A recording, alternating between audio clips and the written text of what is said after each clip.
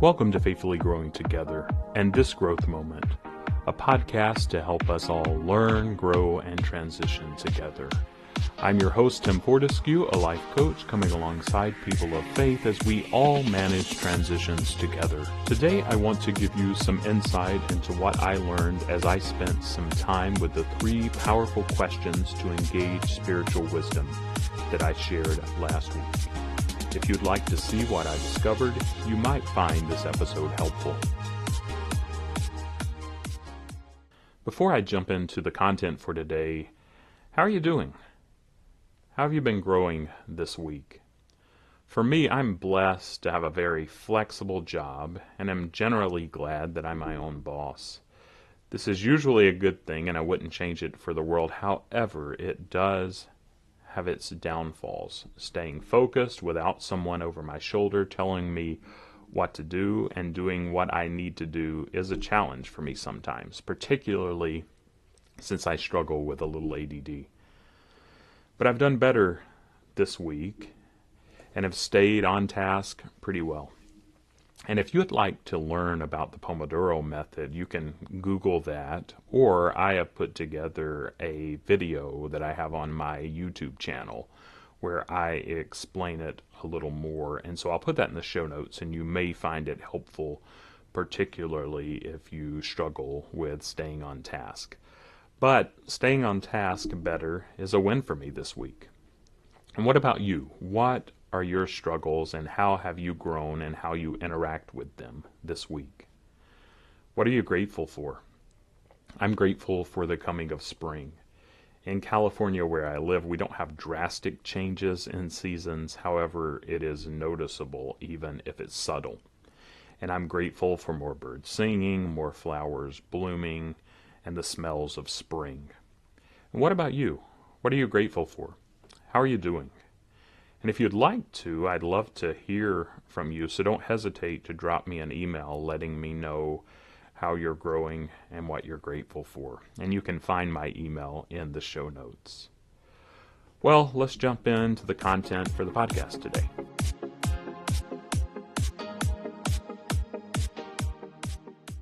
Last week, I shared with you 3 powerful questions to engage spirituality that I got from a Choice Magazine article, a life coaching magazine that I subscribe to. And if you didn't check out last week's episode number 2, I'd encourage you to check that out and to spend some time with these questions. But those questions were, number 1, how do you think the universe works? Or another way to phrase that, what is your theology? Number 2, what do you value?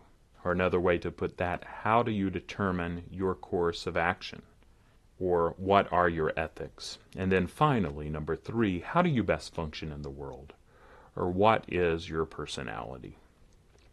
So I spent some time asking these questions to myself this week, and what I learned was pretty insightful. And let me share with you those insights.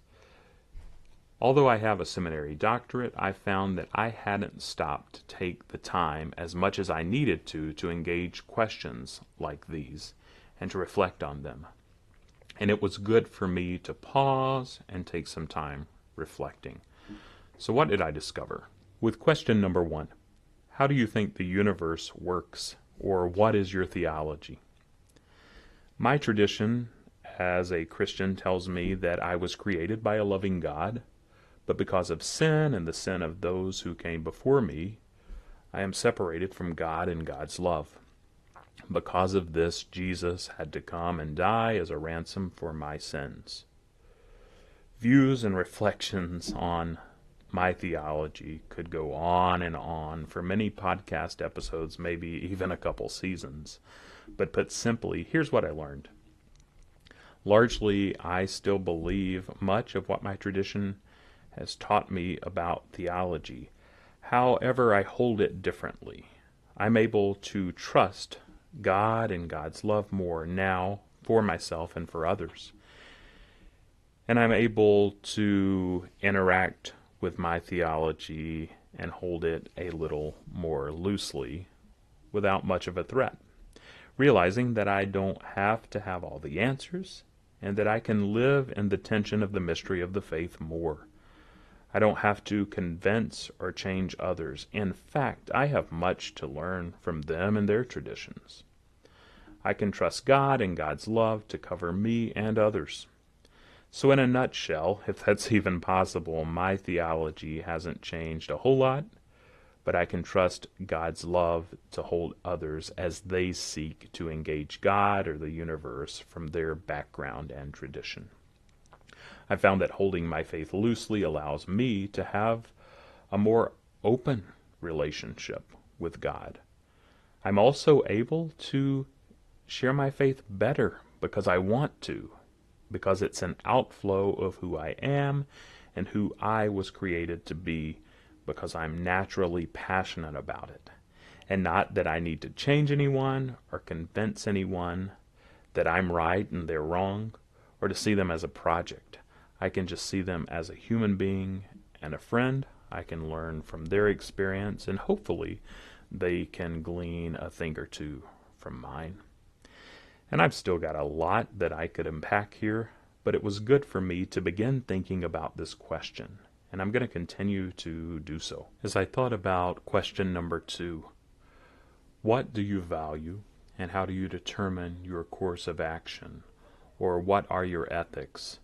This question led me to think of the idea of beliefs, values, and actions. In theory, our beliefs are the basis for our values and actions. However, the reality of the practicalities for this in daily life often don't line up. I can speak for myself, as I know this is the case for me. For example, my beliefs have taught me to put God first, people second, and myself third. I've even lived this out at a detriment of myself. As I sat with this question, however, I was reminded that yes, God's love for me and others needs to be primary. However, in order to love others well, I have to prioritize myself first.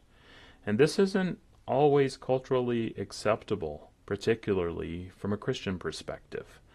But it's evident in Scripture in the Great Commandment that says, "Love the Lord your God with all your soul, mind, and strength, and love your neighbor as yourself." And Jesus taught us that self-love is the basis for loving God and my neighbor.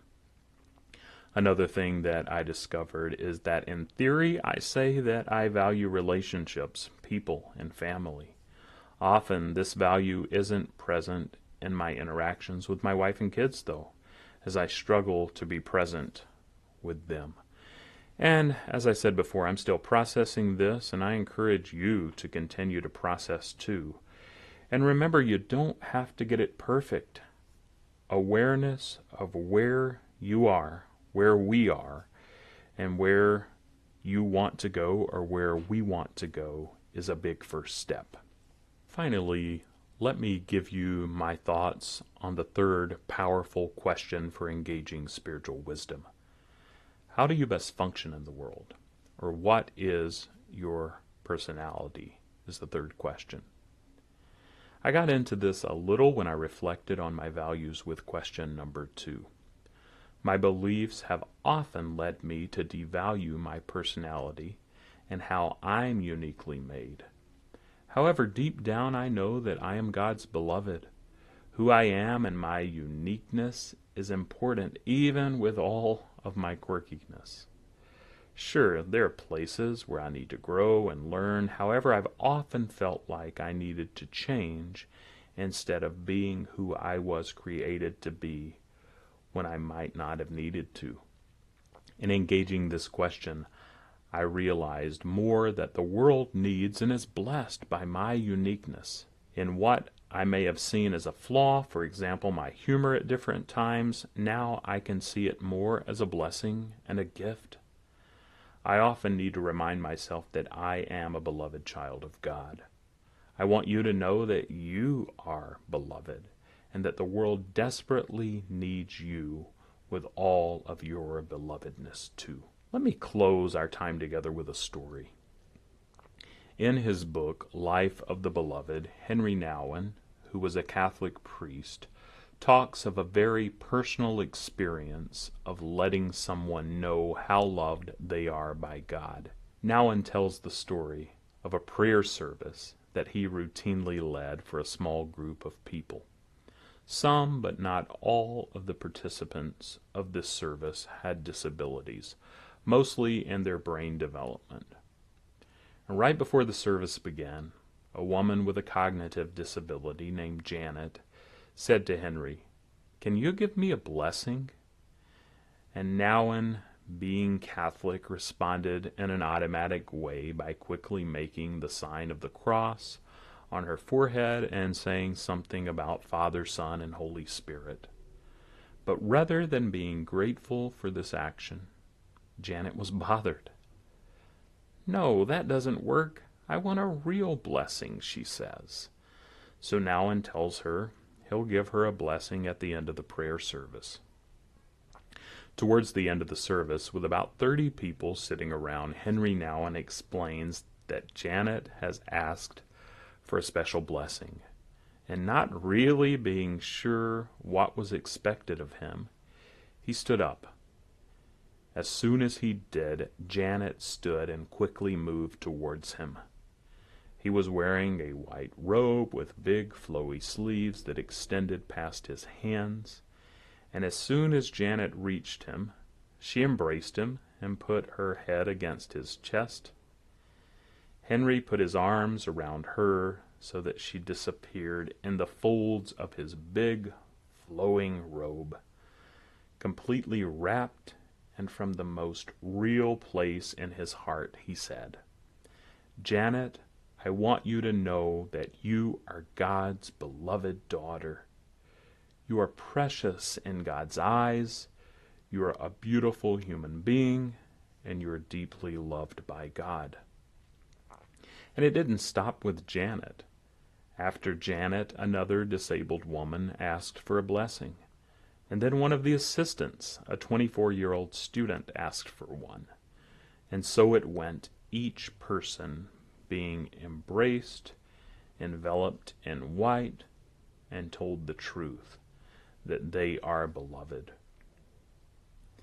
Personally seen and deeply loved by God, not once or once in a while, but always at every moment. And let me say this blessing to you as I close. I want you to know that you are God's beloved daughter or son. You are precious in God's eyes. You're a beautiful human being. And you are deeply loved by God. I invite you to join me next week. I'm not sure what I'm going to talk about. I have some ideas brewing in my mind and just want to give those some space to percolate a little more. But join me next time and let's see what we discover together. Also, if you've considered meditating more and if you want to learn more, join me for a webinar this Friday on May 21st at noon Pacific time, where I will share some insight on the science behind meditation and how it could be beneficial for you. I'll put the registration link in the show notes for the webinar, and I invite you to join me and invite others to join. Additionally, I'm planning a group coaching session where we will meet one time to discuss the 3 powerful questions to engage spiritual wisdom that I talked about in this episode and the previous episode. It's my hope that we can gain encouragement and insight as a group together. If you're interested in this, send me an email to tim@faithfullygrowing.com and I'll get you some more information. I hope you found this helpful. If you did, please rate the podcast with a 5-star review. If you'd like to continue the conversation, I'll put a link to my Facebook group in the show notes. Additionally, if you would like to talk more, I invite you to book a free consultation at www.faithfullygrowing.com. Thanks so much for listening, and I look forward to what lies ahead as we all continue to faithfully grow.